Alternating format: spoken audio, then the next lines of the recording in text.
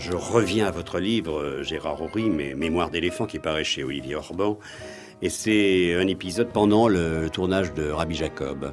Vous écrivez: le dimanche 8 juillet 1973, je débarque à l'hôtel du Lion d'Or, tout en bas de Vézelay. Nous n'y resterons que peu de jours, le temps de mettre en boîte à Méry-sur-Yvonne un épisode pas facile. De Funès et Guibet, à moitié nus, doivent remorquer une embarcation dans des marécages sous les trompes d'eau que déverseront les pompiers locaux.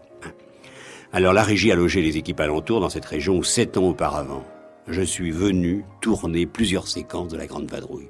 Donc ce sont les souvenirs qui s'installent. Oui, le hasard a voulu que nous retournions à Vézelay, après où j'avais déjà tourné La Grande Vadrouille, avec Bourvil et De Funès, et Bourvil était mort donc quelques années auparavant.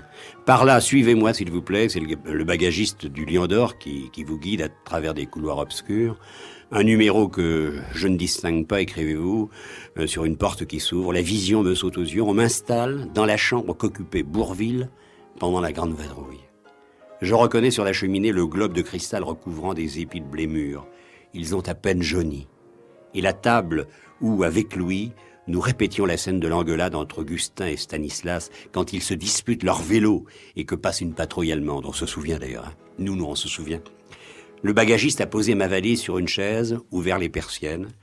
La lumière d'une fin d'après-midi ensoleillée envahit la pièce et je découvre un énorme bouquet de fleurs posé dans une encoignure. Une carte, je l'ouvre. Elle est gravée Louis et Jeanne de Funès. Ces roses du souvenir, cher Gérard, Bourvil et moi te les offrons. Louis, c'est formidable. J'avais pensé à Bourvil mort.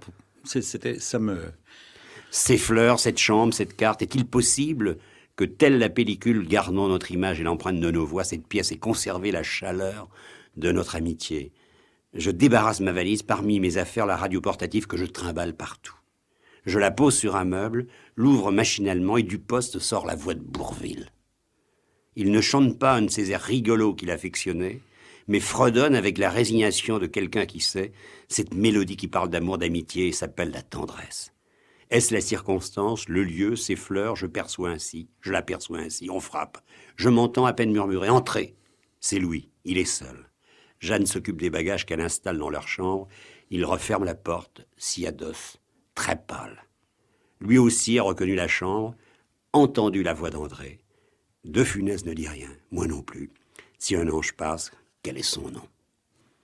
Je peux pas ajouter... Vous croyez donc au signe? Je peux pas ajouter quoi que ce soit parce que c'est quelque chose qui m'est resté comme un certain nombre de signes effectivement que j'ai eu ou de signaux au cours de ma vie. Et ce moment-là est un moment qui m'a totalement bouleversé. Et je l'ai raconté exactement tel qu'il s'est passé.